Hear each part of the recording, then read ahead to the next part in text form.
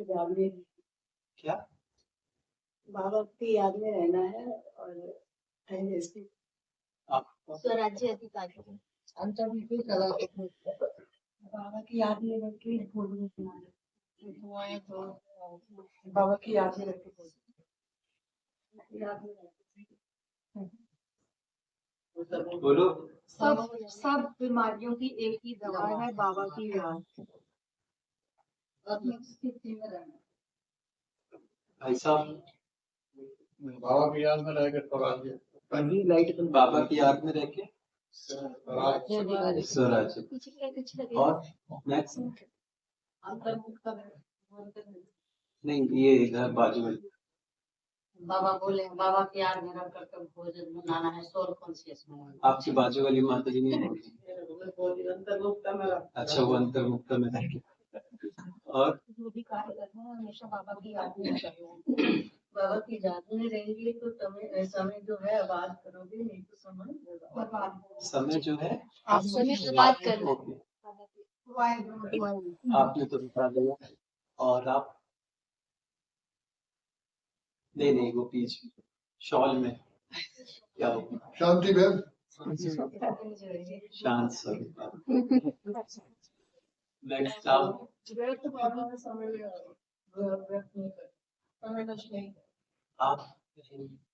हाँ। स्वराज्य की स्मृति में रहे, तूफान को तोपा है समझकर तो शांति संपन्न करना। ओके, बनाते समय बाबा को याद करना है, बाबा की याद। भाई साहब पीछे से, सबसे पीछे राम, वो भी शांत स्वरूप है। भाई साहब इधर से। ओम प्रकाश भाई, हाँ कुछ मुरली सुनी? एक पॉइंट बस। धारणा की बताओ एक बात। जो भी काम करने बाबा की याद नहीं करने, बाबा को साथ रखो। माता जी मैं आत्मा ओके, आप के साथ आपकी याद आपकी यादें रहोगे तो तैयार करोगे और सभी करोगे। माता जी उधर। कृष्णा मैम, अच्छा, वो दो माता है पीछे। दोस्त ने आकर पढ़ाई नहीं छोड़ी। हाँ, और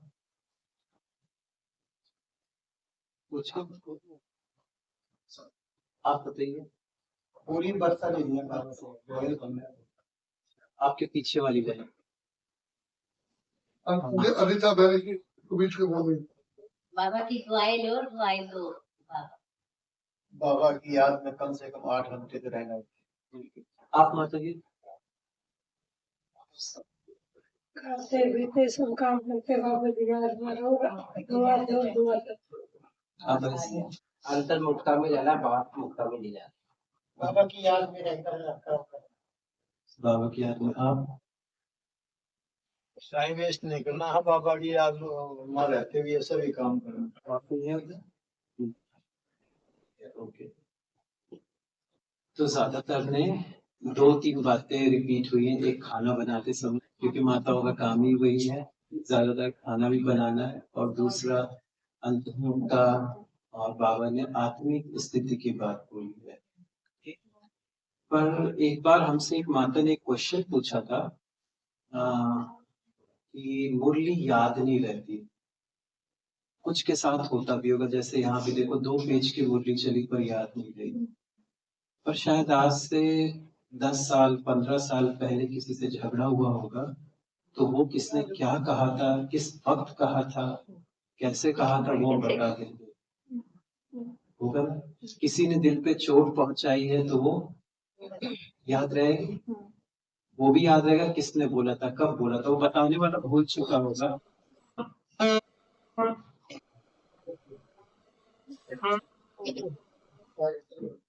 इधर इससे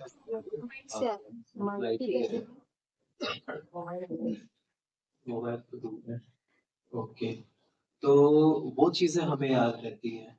फिर उस माता ने पूछा इसका मतलब क्या, कि बुद्धि कमजोर है, कहते ना बुद्धि वीक है ऐसा? क्या बुद्धि कमजोर नहीं, बुद्धि कमजोर होती तो हर जगह वैसे ही होता। कोई बच्चे को बुला पूछो क्रिकेट मैच के बारे में, कब क्या हो तो सब बता देगा। उसको स्कूल का कुछ पूछ लो, वहां वो बिल्कुल वीक है। तो फिर वीकनेस कहाँ पे है? कॉन्शियस हम्म? व्यर्थ चलता है इसमें व्यर्थ चलता है। व्यर्थ में मतलब इंटरेस्ट ज्यादा। इंटरेस्ट जहाँ पे होता है वहां पे वो चीजें याद रहती है। Correct. हमारी पूरी दिनचर्या में बहुत सारे सीन आते हैं, बहुत सारे लोगों से मिलते हैं, तो हमें सब याद नहीं है।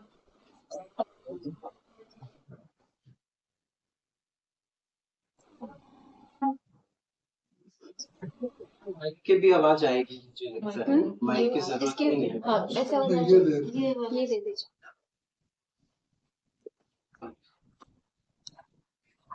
ठीक है, आप बैठ जाओ।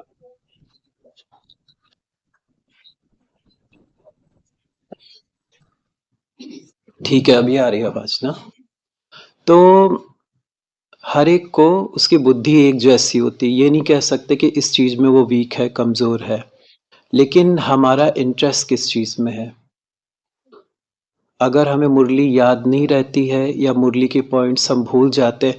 आप सोचिए, ये मुरली आपने सुनी पर उसकी पॉइंट्स आपको बुद्धि में नहीं बैठी, तो सारे दिन चिंतन में कैसे रहेगी? जब बुद्धि में नहीं गई तो चिंतन ही नहीं होगा, और चिंतन नहीं होगा तो फिर क्या चलेगा बुद्धि में सारा दिन? व्यर्थ। अच्छा, व्यर्थ और निगेटिव में डिफरेंस पता है? अंतर क्या है व्यर्थ और निगेटिव? मतलब इसका कोई और छोर नहीं है, वो तो अनंत है। हम्म, और नेगेटिव मतलब कोई एक पॉइंट का कर लिया, नेगेटिव मतलब नेगेटिव। वाइब्रेशंस नेगेटिविटी तो किसी बात का कोई आपका व्यर्थ होता है। व्यर्थ अगर व्यर्थ भी चले ना तो भी कहेंगे कुछ ठीक है, पर निगेटिव आज की दुनिया में, आज हम जिन जिन लोगों के साथ मिल रहे हैं, जो हमारे घर का आसपास का वायुमंडल है, जो आत्माओं के साथ हमारे हिसाब किताब है, उसके अनुसार हमारे माइंड में फिर क्या चलेगा? निगेटिव ही चलेगा। और ये मुरली क्या कर रही है? हमें सेव कर रही है। हम ग्लोबल हॉस्पिटल में है, 7 साल हो चुके हैं हमें वहां रहते हुए। उन 7 सालों में हमने देखा है कि बहुत सारे डिप्रेशन के केस, बहुत अच्छे अच्छे लोगों के, और ऐसे लोगों के जो दूसरों को मोटिवेशनल करते थे, दूसरों को सपोर्ट करते थे बहुत अच्छे से, वो भी क्या रीजन रहा? इसकी कमी। क्योंकि जो चीज हमें मजबूत कर सकती थी उसको हमने वीक कर दिया। आजकल के सीरियल्स, टीवी, स्पोर्ट्स, लोग किस तरीके से हैं? क्या लगता है आपको, वो आपके मानसिक स्थिति को और मजबूत करेंगे? जो आपके मतलब रिलेटिव्स कह लो, फ्रेंड्स कह लो, या जिन लोगों से आपका कांटेक्ट है, वो आपके मनोबल को बढ़ाएंगे? नहीं बढ़ाएंगे ना। तो फिर ये मुरली, लेकिन मुरली के साथ तो प्रॉब्लम ये हमें याद ही नहीं रहती मुरली। हमको एक भाई ने एक बात बताई थी मधुबन के, ये पुरानी जो दादियां रहीं, ऑलराउंडर दादी और दीदी मन मोहिनी, इन लोगों के पास की पुरानी डायरी मिली थी उसे। आप जानते उसमें क्या था? उनके पास पता है डायरी में क्या था? मुरली नहीं, एक ही पॉइंट के 100 200 पॉइंट लिखे हुए थे, एक ही बात के। जैसे अशरीरीपन है तो अशरीरीपन की बातें लिखी है। अगर वैकुंठ के बारे में आ रहा है तो वैकुंठ में क्या क्या होगा वो सब कुछ लिखा होगा। क्योंकि ज्ञान एक सागर की तरीके से है, इसमें बहुत सारी बातें आई हैं, और इतनी बातें आई हैं कि आपकी बुद्धि वहां तक पहुंची नहीं है। उसके कई कारण, एक तो आपकी बुद्धि बहुत सारी चीजों में इंगेज थी, क्योंकि जब हम यहाँ आते हैं तो माइंड में रहता है घर से आए हैं, फिर इसके बाद सबके दिमाग में काम भी चल रहा होता है, ये जाके ये भी करना है, वो भी करना है, फिर ये देना है, वो लेना है। और मुरली का जो था वो सारा निकल जाता है, क्योंकि हम मुरली को ऊपर से समझते हैं, डीपनेस नहीं है। अब जैसे किसी ने बोला आत्मिक स्वरूप में रहना है, आत्मिक स्वरूप में रहने है कि क्या मतलब है? कब तक ये पॉइंट चलेगा कि आत्मिक स्वरूप में रहना है? रहेंगे कब? पूरे दिन रहना चाहिए, लेकिन एक्सपीरियंस, मान लीजिए हम सबको ज्ञान में 10 साल हो गया, ठीक। इस 10 साल में हमारा जो आत्मिक स्वरूप का अनुभव है वो कितना बढ़ा है? मतलब जैसे टाइम ज्ञान का बढ़ रहा है, मान लीजिए किसी को 5 साल से वो 6 साल, 7 साल, 8 साल, तो उसके जो गुण हैं, क्वालिटीज हैं, वो बढ़ने चाहिए।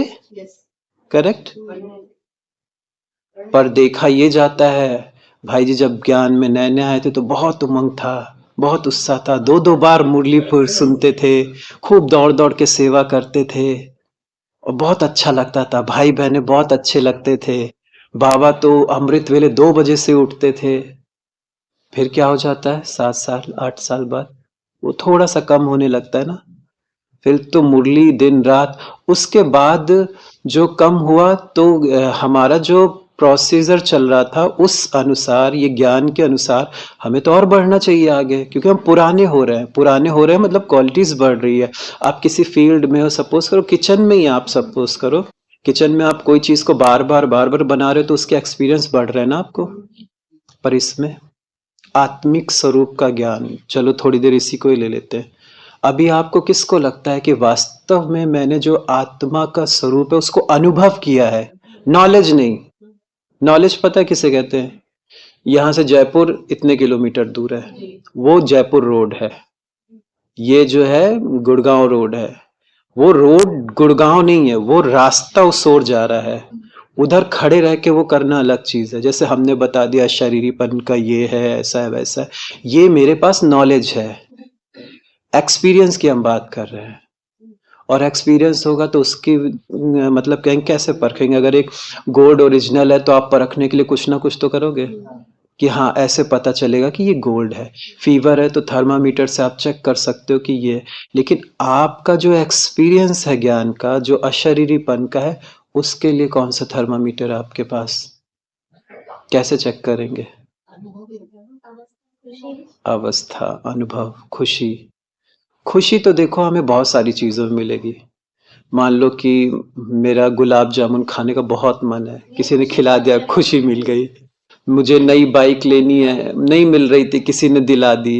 अभी कई लोगों को मधुबन में भी देखा है, बताते कि कुछ जैसा ऐसा नया लेना है तो वो दिमाग में सारा दिन चलता ही रहता, चलता रहता, बहुत खुशी रहती है। नया फोन लेना तो बहुत खुशी, तो खुशी की भी बहुत सारी केवल उसको नहीं कह सकते। यहाँ इसकी बात आ रही है, इसमें कहा गया है अतीन्द्रिय सुख पूछना हो तो। अतीन्द्रिय सुख का मतलब क्या होता है? ऐसा सुख जो इंद्रियों द्वारा से भी ऊपर, उनसे भी नहीं प्राप्त हो सकता है। जो मम्मा को हुआ, दीदी मनमोहिनी को हुआ, प्रकाशमणि दादी को हुआ, और उसकी क्वालिटी दिखी।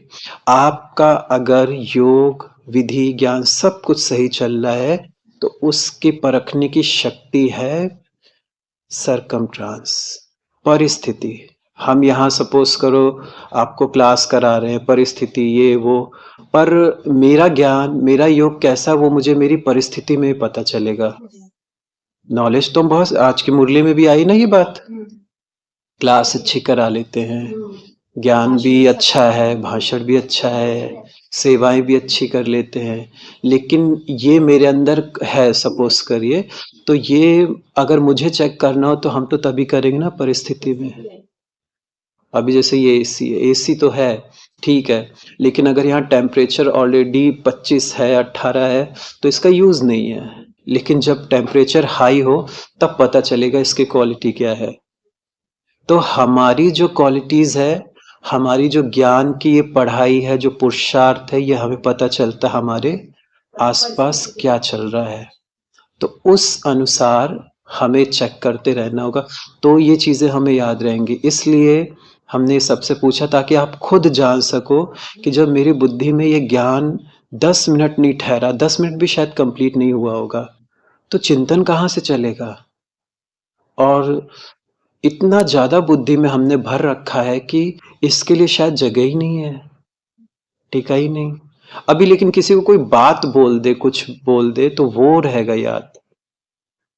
जैसे बताया ना, क्रिकेट के बारे में पूछ लो, लोगों को याद रहता, बड़ी अच्छी मेमोरी है कि इतने साल पहले इसको ये मिला था। फिल्म स्टार, उनके रिलेशन पूछ लो, कौन किसकी माँ है, कौन फादर है उसका, कौन क्या, वो सब पता रहेगा, जिनसे कोई लेना देना नहीं है। और भाइयों में थोड़ा पॉलिटिक्स का ज़्यादा होता है, किसकी सरकार गई, किसकी नहीं गई, कौन आएगा, नहीं आएगा, कितनी चर्चा चलती है। इस ज्ञान की चर्चा कहाँ तक है? ये ज्ञान ऐसे ही हम अपना अनुभव बता रहे हैं, इतना ज्ञान है इसमें कि अगर हमने कभी रात को 8 बजे से 9 बजे भी अगर चिंतन करना शुरू किया तो सुबह के 5 बज जाते हैं। और ये हम तब बता रहे जब हम पूरा थक के किचन से सेवा करके एकदम थके हुए आते हैं। अभी ऐसा हो सकता है क्या कि इतना क्यों हो? सबके साथ सकता है, ऐसा नहीं हमारे साथ हुआ तो वो बहुत बड़ी बात है, आपके साथ किसी के साथ भी हो सकता है। पर ये उस दिन होगा जिस दिन आपकी बुद्धि ने इसको स्वीकार कर लिया होगा, जिस दिन इसके तीर आपको यहां लगेंगे। अभी किसी को मारना हो, पिस्टल लो और गोलियां लो, उसे फेंक फेंक के मारो, कोई नहीं मरेगा। लेकिन जिस दिन गन से पिस्टल को, उसको गोलियों को रख के मारेंगे, उस दिन लग जाएगा। तो ये ज्ञान को हमें चिंतन में लाना होगा। जब चिंतन में लाएंगे तो उसके बाद हमारी मेमोरी में वो क्लीन होगा जो ये सब पुराना भरा हुआ है। इसीलिए तो है कि अभी जैसे सत्युग की चीजें हैं, अब जैसे इसका अभ्यास कर, अभी सत्युग के बारे में बहुत सारी चीजें आपको पूछ ले तो शायद नहीं भी पता होगी, क्यों इंटरेस्ट नहीं है। अभी मुझसे कोई क्रिकेट के बारे में पूछ ले तो मुझे सच में कुछ नहीं पता है। कभी कभी ऐसे से बस गर्दन हिला देनी पड़ती, कहीं ऐसी जगह होते हैं।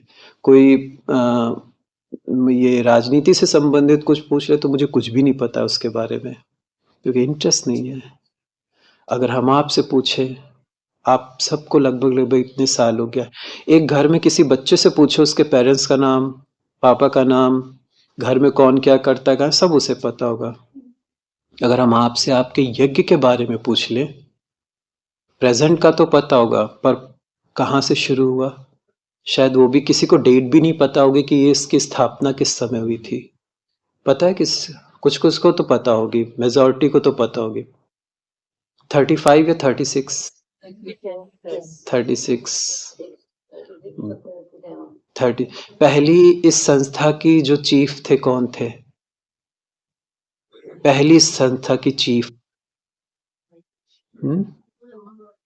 देखो इसमें आवाज में सबका हो गया ना। 36 क्लियर था तो सबने एक लाइन से बोला, लेकिन पहली संस्था की चीफ नहीं पता। पता भी है तो डाउट है, कोई ब्रह्मा बाबा, कोई के दादी प्रकाश मणि, देखो अलग अलग आंसर निकल रहे ना, नहीं पता तो बहुत। हाँ, क्यों? क्योंकि आपके सामने जैसे हम कोई चीज को देखते हैं, कोई गाड़ी देखी, मोबाइल देखा तो पहला थॉट आता है इसे खरीदना है। या बच्चों में क्या होता है, वो क्रिकेटर को देखते हैं, फिल्म स्टार, या अपने किसी दोस्त को, फैमिली को, तो मुझे भी ये चीज चाहिए, इनके जैसा बनना है। तो हमारे आगे बाबा ने इतने सारे एग्जाम्पल रखे हैं, अगर हम इनके एक एक चरित्र को उठा के देखें तो हमारे अंदर वो प्रेरणा आएगी कि मुझे भी इनके जैसा बनना है।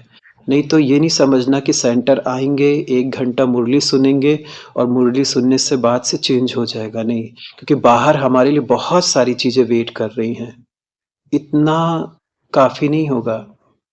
तो पहली संस्था की चीफ जगदम्बा माँ मतलब सरस्वती माँ बने, ये ज्ञान में पीछे आए थे। दादी प्रकाश मणि, मनोहर दादी, दीदी, ये सब लोग आ चुके थे, ये पीछे आए थे। और 17 साल की इनकी आयु थी और इन्होंने 56 में अपना शरीर मधुबन में छोड़ा था। इनको ये कैंसर था, 65 24 जून को, और इनको कैंसर था। वो भी बहुत, मतलब कानपुर में थे, कानपुर से पता चला बॉम्बे गए, बॉम्बे से, पर जिन लोगों ने मम्मा की स्थिति देखी बहुत अच्छी थी, क्योंकि अशरीरीपन की स्थिति का बहुत गहरा अभ्यास किया था। तो ये सारी चीजें कैसे पॉसिबल हुई? योग से। वो योग साधना करी। प्रकाश मणि दादी की एक हमने क्लास सुनी थी ऑडियो, तब ये सीडी में तो शायद पता नहीं है या नहीं है, पर ऑडियो में सुना है। उन्होंने बताया है कि उन दिनों योग का अभ्यास बहुत लंबा चलता था। उस समय क्या होता था, संदेशी के थ्रू प्रोग्राम मिलता था कि ये बहनें योग में बैठेंगे, तो 15 दिन का, 10 दिन का, 11 दिन का ऐसा होता था। तो दादी बताते हैं कि एक बार हम सब बहनें बहुत सारी जो पुरानी पुरानी दादियाँ और जो छोटे थे जैसे गुलजार दादी या फिर लच्छू दादी, ये सब संदेशी दादी, ये लोग उनका काम करते थे। वो केवल एक कमरे में बैठना है, मौन, कुछ नहीं बोलना है और केवल बता, ये दादी के मुख से सुना हुआ, ये हमारा कुछ ऐड नहीं है। बोला है कि हम लोग 1 बजे बैठते थे और सुबह के 6 बज जाते थे। ये वो आत्माएं हैं जिनके बारे में भगवान को भी पहले से पता है कि कितनी आगे जाने वाली हैं।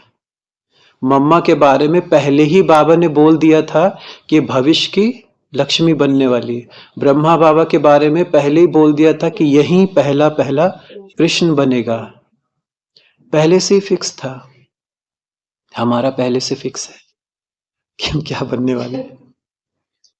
हमारी लाइफ में क्या वो 14 साल की ऐसी भट्टी हुई है कुछ कि हमने इतना लंबा आत्मिक स्वरूप का अभ्यास किया है? क्योंकि ये नॉलेज से नहीं होगा। आपने सुन लिया मैं आत्मा हूं, पूरे दिन आत्मिक स्वरूप में रहना है और इसको आत्मा देखना, उसको आत्मा देखना नहीं। दादी बताती हम बैठते थे और बस कहीं परम धाम नहीं, बस आत्मा आत्मा आत्मा, मौन, पंद। गुलजार दादी खुद, गुलजार दादी कैसे जानते? गुलजार दादी को सभी पुरानी है शायद सब। हाँ, गुलजार दादी ध्यान में कैसे गए थे? जहां मम्मा रहती थी वो जगह का नाम था, ये नाम नहीं याद रहा, ब्रज भवन ऐसे कुछ बोलते थे। ब्रज कोठी तो यहाँ है, नहीं ब्रज कोठी ऊपर है माउंट आबू में, उसका नाम थोड़ा याद नहीं आ रहा है। तो वहां पे केवल मम्मा और बहनें रहती थी जो फ्री थे, मतलब जिनको कोई बंधन नहीं था, और जो बंधन वाले थे वो सारे दीदी के साथ रहते थे। तो गुलजार दादी, उस समय प्रोग्राम आया था सब लोग मौन रहेंगे और कोई कुछ नहीं बोलेगा, बहुत जरूरत होगी तो पर्ची पे लिख करके बता देना डायरेक्शन।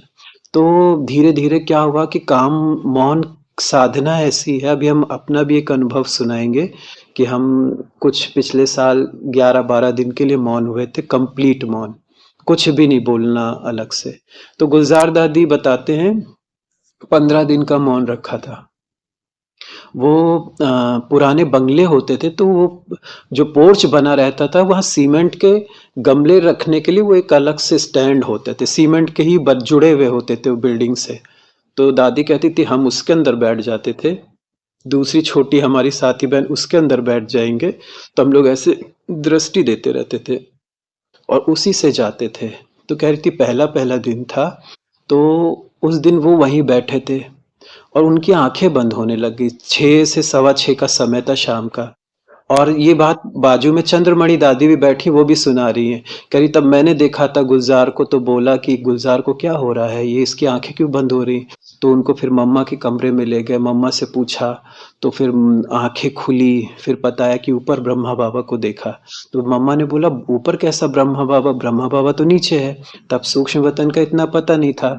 तो फिर बाबा का बंगला जो था वो क्लिफ्टन पे था, क्लिफ्टन से बाबा आते थे शाम को मुरली। तो पता बाबा को बताया तो बाबा ने कहा कि जरूर इसने कुछ देखा है। तो बाबा अपने साथ ले गए वहां पे ब्रज इंद्रा दादी जो ब्रह्मा बाबा की लौकिक बहू थे लौकिक में। तो उन्होंने काफी फिर रोज उस समय ऐसा नहीं होता था कि अभी जाओ बाबा से पूछ के आओ, तो वो वेट करना था कि आज पूछ के आए, फिर कल फिर शाम को जैसे ही बैठेंगे, आंखें हल्की हल्की बंद होंगी, फिर ध्यान में जाएंगे, बाबा से पूछेंगे। फिर वो 2-4 दिन बाद मैसेज आया, तब पता चला कि जो ऊपर है वो ब्रह्मा बाबा का संपूर्ण स्वरूप है। एक भाई ने हमको बात बताई थी, आत्म प्रकाश भाई ने, हम उनसे मिल रहे थे तो कह रहे थे एक बार उन्होंने गुलजार दादी का पर्सनल इंटरव्यू लिया था। तो पूछा था कि दादी सूक्ष्म वतन का क्या है, वो तो बहुत सारा बताया। उन्हें बताया जो भी ब्राह्मण बनता है जिस समय, तो उसका भी सूक्ष्म संपूर्ण स्वरूप वतन में रहता है, इमर्ज होता है। तो ये चीज दादियों में इतनी तपस्या, इतनी लगन, इतना पुरुषार्थ था। हमारी लाइफ में वो चीज है कि हमने भी उतना किया है, या ये तो नहीं समझते दादियों ने किया, ये तो पॉसिबल नहीं है। अभी हम बताएं, अगर हम उस समय 11 दिन मौन थे तो हम कुछ भाई लोग थे, बहनें नहीं, तो हम लोग एक ही जगह पे थे और कोई काम नहीं। मोबाइल जो था वो पैक करके पॉलीथीन में एक भाई को पकड़ा दिया था कि तुम यहाँ से लेके चले जाओ, स्विच ऑफ। ना मोबाइल यूज करना है, ना किसी से बात करनी है, ना कुछ करना, ना टीवी, ना साउंड, किसी चीज का आधार नहीं। और जो पूरा निकाला था वो हम लोग का बैठक वाला योग 11 घंटे का होता था। 11 घंटे तक हम लोग, लेकिन रेगुलर नहीं, जैसे 3-3 घंटे 2-2 घंटे ऐसे करके। तो 5 दिन हो गए, 6 दिन हो गए, 7 दिन हो गए। 7 दिन के बाद से फिर धीरे धीरे कुछ अलग शक्तियों का अनुभव होना शुरू हुआ। ऐसा लग रहा था कि जो शक्ति बह रही थी या जो शक्ति वेस्ट हो रही थी वो जैसे एकत्र हो रही, जमा हो रही है। क्योंकि आत्मा तो है तो बहुत पावरफुल, जैसे हमारा शरीर है। अब अगर हम किसी दिन बहुत काम कर ले, बहुत काम कर ले, तो फिर क्या होता है, अगले दिन काम करने के लायक नहीं रहते हैं, या काम करे जा रहे हैं, सो ही नहीं रहे हैं, खाना नहीं खा रहे, तो क्या होगा, फिर आगे के लिए काम करने के लिए तैयार ही नहीं रहेंगे। तो ऐसे ही उस समय हमने फील किया कि वो जो 7 दिन 8 दिन हमारे थे, क्योंकि वो जो शक्ति हमारी, क्योंकि आत्मा ही तो बोल रही है ना, यूज आत्मा काम तो कर रही ना, शरीर का तो कोई रोल नहीं, वो तो एक डेड है। आत्मा बोल भी रही है तो भी वो अपनी पावर लगा रही, सुन रही है तो भी पावर लगा रही, चल रही फिर रही, कुछ कर रही, सोच रही है तो भी, क्योंकि उसकी शक्तियां क्या हो रही हैं, वो भले बात अलग है, पॉजिटिव में हो रही हो चाहे निगेटिव, लेकिन यूज हो रही है। लेकिन जब सारी आत्मा की एनर्जी को ब्रेक कर दिया तो फिर क्या होने लग गई, वो पावर इकट्ठी होने शुरू हो गई। और वो इतनी ज्यादा लेवल पे हो गई कि हमें याद है जब हम 11-12 दिन थे हमारे, तो उस समय जब हमें बोलने में आना हो रहा था तो हमें बिल्कुल अच्छा नहीं लग रहा था, दूसरा आवाज भी नहीं निकल रही थी, वो बहुत खींच खींच के आवाज निकालनी पड़ी। भाई जी सॉरी, अगर 3 घंटे लगातार बैठते हैं तो आप संकल्प 3 घंटे क्या एक ही संकल्प करते हो या संकल्प कुछ चेंज करके? ये यात्रा शुरू होती चिंतन से। जैसे आपको कोई भी वर्क दिया जाता है, एकदम से वो आपको अपनी कंडीशन, आपको वो देखना, जैसे मुरली चिंतन बोला, तो अभी जैसे हमने बोला कि हम अगर रात के 8 बजे 9 बजे चिंतन के लिए बैठते हैं, कुछ बहुत गहरा चल रहा है, तो सुबह 6 हो जाता है, पर वो सबके साथ नहीं हो सकता है।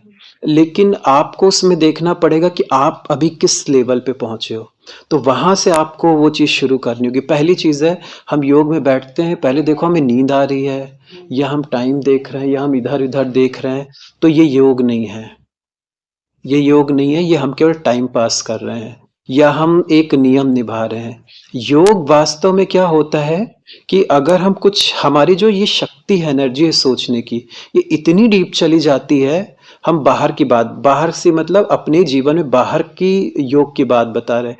आप सबके साथ कई बार ऐसा लाइफ में हुआ होगा कि आप कुछ सोच रहे हो, इतना सोच रहे हो, सामने से कोई निकल के गया, आपको पता ही नहीं चला, कोई बुला रहा है, आवाज सुन रहा, पता ही नहीं चला, वो हिलाएगा, हाँ क्या, वो कुछ नहीं सुना, नहीं क्या बोला आपने, अब ये कहाँ था, कान तो सही थे, ऐसा तो नहीं कान खराब हो गए, कान सही होते हुए भी आत्मा जो थी वो इतना डीप गहरे में चली गई थी सोचने में कि किसी ने बुलाया, मैंने फिर भी नहीं सुना।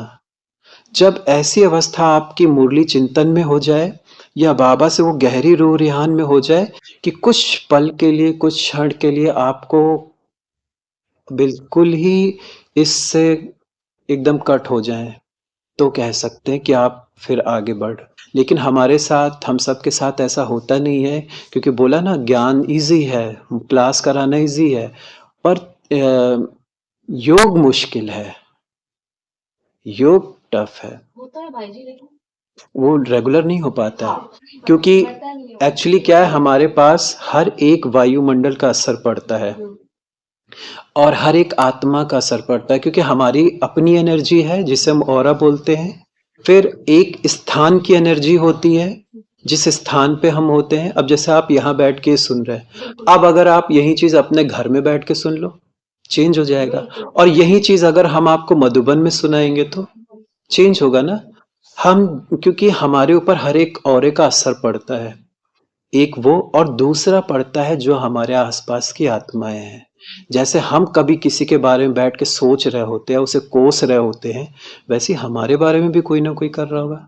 अभी हम सब यहाँ मधुबन से इधर आए हुए हैं, तो हमारे बारे में हो सकता हो कहीं बात चल रही हो, या मान लो किसी को हम डिस्टर्ब करके आए, किसी से झगड़ा करके आए हैं, तो वो हमारे बारे में सोच रहा होगा या नहीं। कैसे वायुमंडल निकलेंगे, वाइब्रेशन कैसा वाला निकलेगा? निकलेगा ना। वो पावरफुल होगा या नहीं होगा? होगा पावरफुल, क्योंकि वो आत्मा को दुख हमने डीप दिया है। नेगेटिव उसको जो तकलीफ दी है वो दिल से दी है, वो आत्मा दिल से रो रही है। और जो बाहर का वायुमंडल है वो कैसा बना है? वो भी नेगेटिव ही बना है।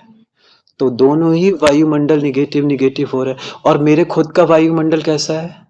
अभी जरा सा मुझे कोई कुछ बोल दे तो मैं भी डिप्रेशन में, मुझे अच्छा नहीं लगेगा। तो पहली चीज है कि हमारा खुद का भी वायुमंडल स्ट्रांग होना चाहिए, तो हम सेफ हो सकेंगे।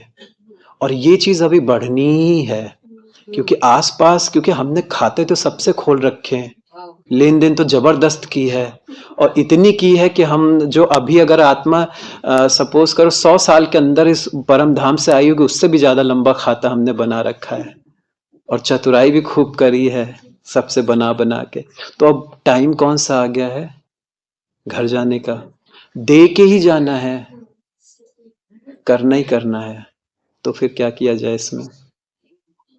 टाइम भी कम है, और फिर हमारा योग भी कोई बहुत एकदम ज्वालामुखी तो नहीं, कैंडल लाइट जैसा योग है। और उस कैंडल लाइट से हम सोच रहे इतनी मोटी लकड़ी को जला दें, वहीं लाइट लेके बैठे रहते हैं और हिसाब किताब इतना बड़ा है, बल्कि वो लकड़ी तो नहीं जलती बल्कि वो कैंडल लाइट बुझ जाती है। तो हमारा जो प्रोसीजर है, जो मुरली है, क्योंकि गलती हमारी सबसे ज्यादा यहाँ से होती है, क्योंकि हमने वो इंटरेस्ट खो दिया है जो पहले शुरुआत में था। इंटरेस्ट इस मुरली में लाना पड़ेगा। एक एक चीज को पकड़ो। इस मुरली में इतनी चीजें हैं कि अगर आप अभी से लेकर कल तक भी बैठोगे, कल की मुरली तक पहुंच नहीं पाओगे। बहुत सारी बातें कही सत्य के बारे में, बहुत सारी किसको किसको पता हो, कई चीजें नहीं पता होंगी, बस जान लिया है क्या नॉलेज की रीति से। सत्युग में तुम सुखी होगे, सत्युग में तुम्हें कंचन काया मिलेगी, 16 कला, वो जो एक रटी हुई लाइन है, 16 कला संपूर्ण, संपूर्ण निर्विकारी, ये सब पता है, चिंतन से नहीं पता है। पहले के लोगों को कितना नशा होता था पता है इस बात का? दादियां बैठती थी, पूरा एक एक चित्र देखेंगी, ये ऐसे, इसमें ऐसे है, फिर पूछेंगी, संदेशी जाएगी। ये जो हमारी संदेशी दादी हैं, ये बहुत संदेश ध्यान में जाती थी। कमल सुंदरी दादी का नाम सुना होगा किसी ने? नहीं, मेरठ की है। जैसे गुलजार दादी के थ्रू पता चला कि वतन सूक्ष्म वतन का राज, वैसे इनके थ्रू पता चला था सत्युग का राज। तो इनको क्या था, एक बार बाबा ने एक कमरे में बंद कर दिया था, कोई इनके आसपास आता जाता नहीं था, एक खाने की थाली टाइम पे दे दी जाती थी। तो इन्होंने खुद बताया, और हम इनकी ब्राह्मणी से भी मिले थे, कमल सुंदरी दादी के। तो ये क्या था कि वो मतलब धीरे धीरे करके, कुछ 3 महीने से भी ज्यादा समय लगा, धीरे धीरे उनकी सारी स्मृति चली गई वहां की संगम की। फिर उनको केवल वैकुंठ की याद रहती थी। तो उन्होंने बताया कि उनका वैकुंठ का नाम ब्रज सुंदरी था, और जो अव्यक्त बाबा से मिला था नाम, वो कमल सुंदरी। और जो साकार बाबा ने नाम दिया था वो देवता दादी दिया था। क्योंकि देवता दादी इसलिए दिया था क्योंकि देवी देवता उनके तन में आते थे। और ब्रज इंदिरा दादी बताते थे कि जैसे उनके तन में कोई शहजादी आएगी तो उससे पूछेंगी कि अच्छा बताओ तुमने क्या किया, तो बताएगी मैंने नहाया, स्नान किया। अच्छा कितने टाइम किया? 3 टाइम किया। तो वो पूछे अच्छा क्या पढ़ा, तो बताएगी लक्ष्मी नारायण, तीसरे लक्ष्मी नारायण। तो जब वो बताएंगी तीसरे लक्ष्मी नारायण, तब ब्रजेंद्रा दादी कहती तब हम समझते थे कि तीसरे लक्ष्मी नारायण के समय की जो है वो स्मृति आई है इन्हें। तो वो कई बार बता देते थे कि अच्छा ये बैठी है और वो काम कर रही है, तो कहेंगे कि ये ऐसे क्यों कर रही है, बैठी क्यों है, वो काम क्यों कर रही। तो वो कहेगी कि तब वो पता चलता था कि जो बैठी है मतलब वो ऐसे शॉक्ड हो रही है, मतलब वो दास दासी में है, और जो कर रही है वो कोई शहजादी या रॉयल घर की है। तो ऐसे पता चलता था। फिर दीदी ने एक अनुभव में सुनाया कि वो ईंट वाली बात सुनी होगी, कई बार साकार मुरली में आती है कि सोने की ईंट या 9 लखा हार वाली मेरा ले गया। तो दीदी हंसी में इनको बोलती थी कि लेके आई, तो कहती यहाँ तो कहीं नहीं, जाओ ऊपर बाबा से फिर से लेके आओ। तो वो फिर उनको बहुत धीरे धीरे टाइम लगा। उनकी ब्राह्मणी तो बताती थी कि वो अभी तक में भी जब तक थे तो बहुत भोग लगाते थे, बहुत देर तक जाते थे, बहुत सारे राज उनके थ्रू खुले कि सत्युग में जीवन कैसा होगा, कैसे लोग होंगे, तो वो चीजें पता चलती रही। आज हम कुछ भी चीज देखते हैं, एक आईफोन देखते हैं, कुछ भी देखते हैं, जब देखते हैं तो उसके प्रति आकर्षण होता है।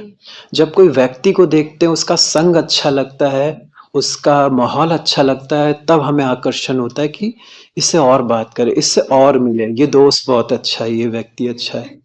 तो तब हमारा यहाँ पे इंटरेस्ट बढ़ेगा। मुरली सुनने से कुछ नहीं होगा, इसके डीपनेस में जाना होगा। बाबा ने बहुत सारी बातें हमें हिसाब किताब के बारे में कही। कर्मों की गुही गति है। गुही का मतलब समझते हैं? गहरी। कर्म की गति। क्या आप सब इस नॉलेज को जानते हैं? कर्मों की गुही गति को जानते हैं? चलते भी हैं उसी रीति से, चलते भी उसी हिसाब से हैं। ड्रामा के ज्ञान को जानते हैं ना, अच्छे से पता है। उसी अनुसार बुद्धि ने एक्सेप्ट किया है ज्ञान को, जैसे बाबा जानता है, जिस हिसाब से बाबा ने हमें बताया है। तभी तो मुंह से निकल जाता है, काश ऐसा नहीं हुआ होता, काश पता रहता तो पहले से ऐसा कर लेते। क्या कहेंगे, ये ड्रामा का ज्ञान है? ड्रामा के हर सेकंड बाय सेकंड में कल्याण समाया हुआ है। तो जब ये इस बात को हमने स्वीकार कर दिया, तो क्या मेरे मुंह से ही निकलेगा काश ऐसा नहीं हुआ होता, काश पता रहता तो मैं ऐसा कर लेता? हिसाब किताब ये भी हमें पता है, फिर भी हम दूसरे के साथ अकाउंट खोल लेते हैं। करते हैं कि नहीं? मुझे पता रहता है, और कई बार तो यहां तक भी होता, मुझे पता रहता है मेरी ही गलती है, उसके बाद भी खोल लेते हैं। हम एक क्योंकि हमें ऐसा लगता है कि हम मेंटली थोड़ा वीक हैं, हम सह नहीं सकते। क्योंकि हम जितना ज्यादा अपनी वीकनेस को छुपाते हैं, वो बढ़ती है या कम होती है? बढ़ती है ना। अगर आज आपको किसी से किनारा करने की आदत पड़ गई बार बार, तो आपकी वीकनेस वो और बढ़ेगी, फिर इससे भी, फिर उससे भी, फिर ये भाई भी नहीं अच्छा लगता, इससे बात नहीं करनी, वो नहीं अच्छा लगता। हम एक अनुभव सुनाते हैं अपना। हमारे कैंटीन में एक आत्मा है, वो आत्मा इतनी खतरनाक है कि उसके साथ कोई भी सेवा नहीं करना चाहता। और ये बात राइट भी है, क्योंकि उसके थोड़े संकल्प विचार बड़े उपराम अवस्था वाले हैं। तो जब हमको पता चला था, हम नए नए थे, तो हमको सब भाई लोगों ने, माता ने बोला कि प्रभाकर भाई देखो, इससे थोड़ा बच के रहना, क्योंकि ये कभी कभी ऐसे तो अच्छी है, सब कुछ बढ़िया है, पर कभी अगर ये गुस्सा हुई, कुछ हुआ, तो स्थिति तो खराब होएगी होएगी। और वो देखा भी सच में, वो अगर मतलब कि देख ले तो स्थिति वाकई में खराब हो। यहाँ तक कि हमारे किचन में जो पुराने पुराने भाई हैं, उसके साथ सेवा नहीं लगती उनकी, बस इसीलिए क्योंकि वो सबके साथ कर लेंगे, उस आत्मा के साथ नहीं कर लेंगे। तो जब हमारी बात आई तो हमने कहा नहीं, मुझे इसी आत्मा के साथ सेवा करनी है, इसी के साथ करनी है। क्योंकि इसके साथ इसलिए करनी है क्योंकि हम छोटे थे तो हमारे घर में बहुत पहले से 4 व्हीलर गाड़ी थी, 83 से 82 से।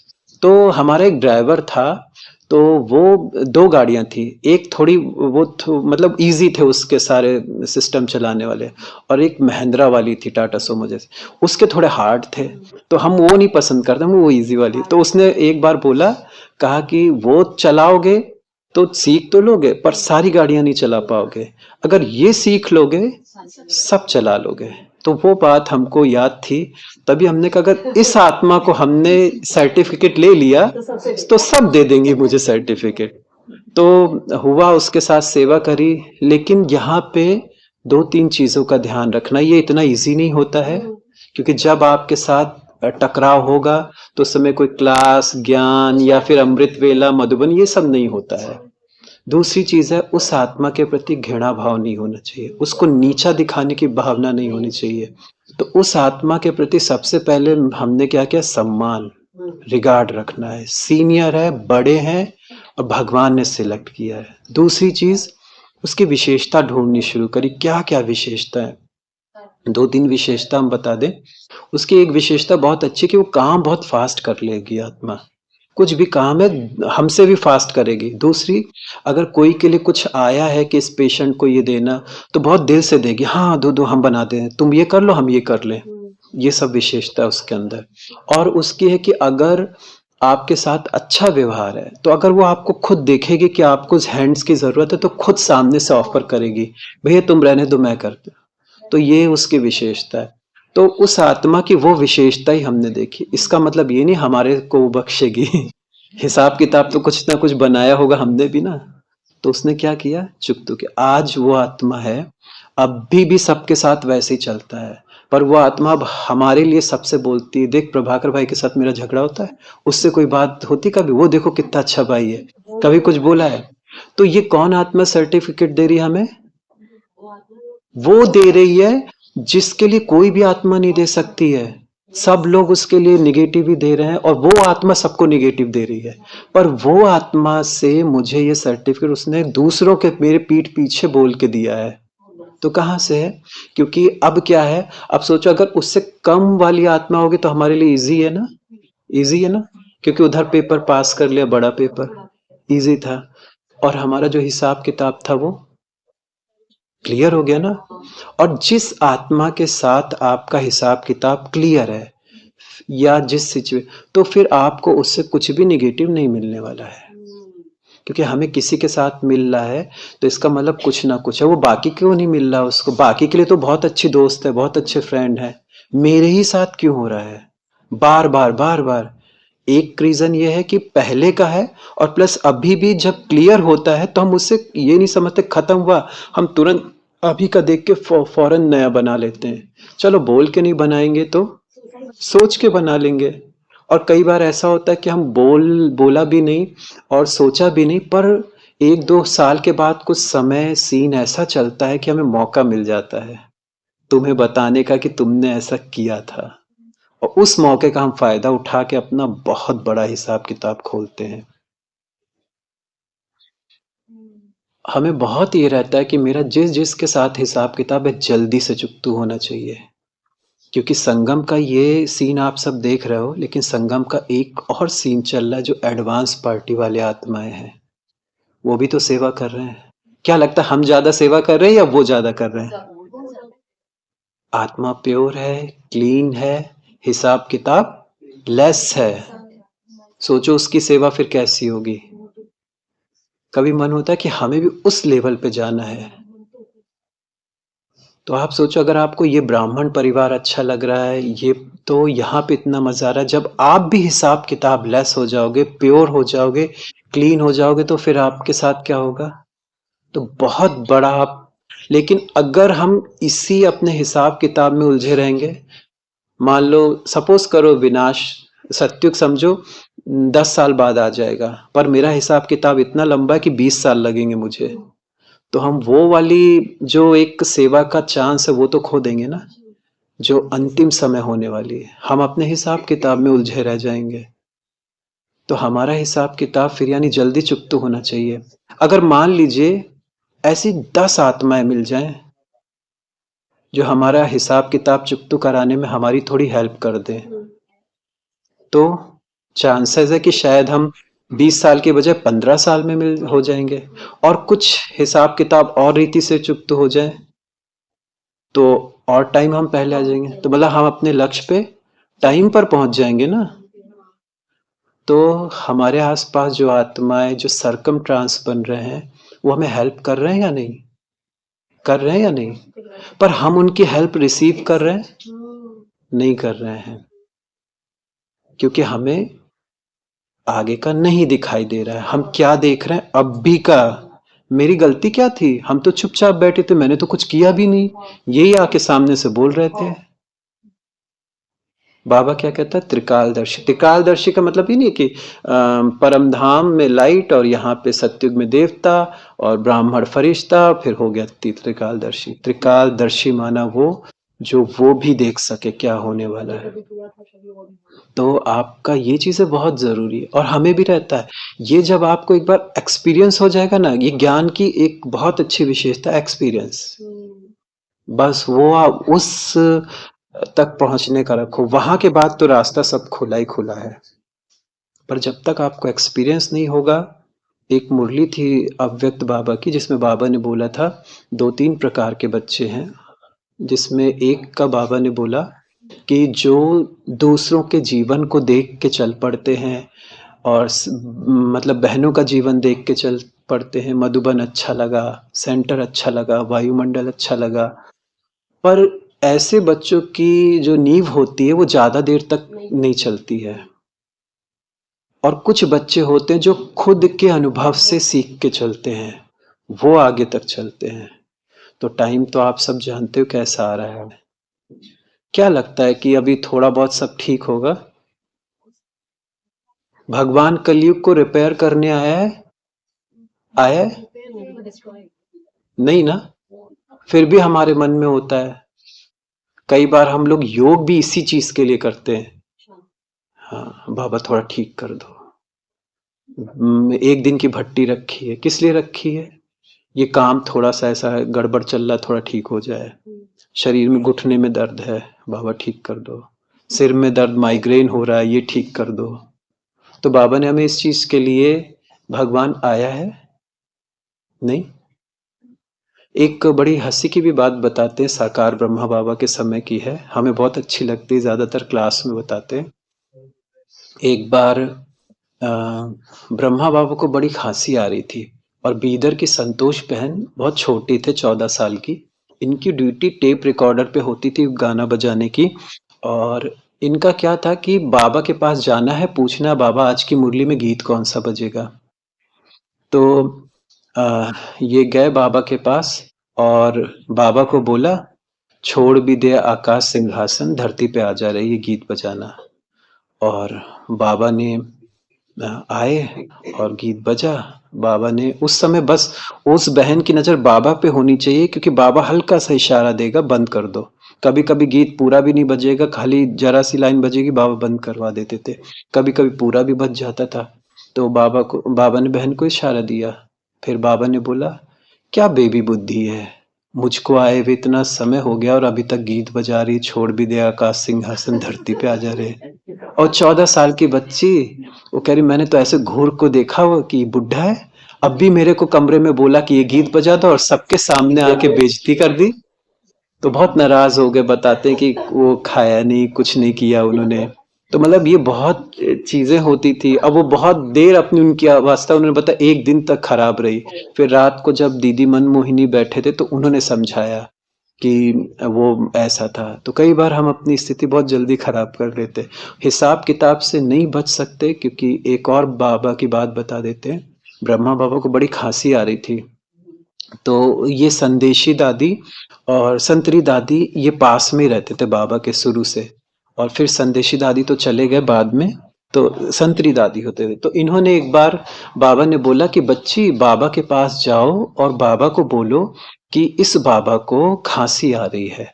बाबा जब तक मुरली चलाता है उस समय तक खांसी रोक दे, तो बच्चों को मुरली सुनने में भी सहज होगा और बाबा को मुरली सुनाने में भी सहज होगा, बस उतनी देर के लिए। तो वो गई, फिर संदेश लाई, तो पूछा क्या बोला बाबा ने। तो उन्होंने बोला बाबा ने बोला है कि ये जो खांसी का हिसाब किताब है ये उसके खुद का है, इसमें मैं कुछ नहीं कर सकता। और रहा सवाल मेरे मुरली सुनाने का, तो मैं फटे ढोल से भी अपना काम कर लूंगा। क्या क्लियर हुआ इससे? भगवान ने ब्रह्मा को भी कुछ दिया एक्स्ट्रा। कई बार आता है ना, मैं जो हूं जैसा हूं मुझे जानो। फिर बाबा को उस रीति से भी देखो, प्यार भी करो, स्नेह भी करो, लेकिन ये भी याद रखना ये लॉफुल है। अपना टाइम खराब मत करना उन बातों में जिसमें कुछ नहीं मिलने वाला है। बाबा को कैसे यूज करना है, बाबा को कैसे अपने प्यार में बांधना, वो भी सीखना है हमें। पर कुछ ऐसा ना हो जिससे हम अपना टाइम खराब कर रहे हो, या अपने हिसाब किताब को लेकर, या अपने योग को लेकर, या किसी एक आत्मा के प्रति। बहुत सारे ब्राह्मणों में कोई एक ही आत्मा है जो उसकी स्थिति पूरी खराब करके बैठी है, और वो भी ब्राह्मण इंतजार कर रहा है कि इनसे कब मेरा पीछा छूटेगा, तब मैं योग करूं, तब मेरा ये पुरुषार्थ हो। और वो हो भी नहीं रहा है, क्योंकि स्थूल से ज्यादा मानसिक जो बना हुआ है ना, ये बहुत स्ट्रांग बना हुआ है।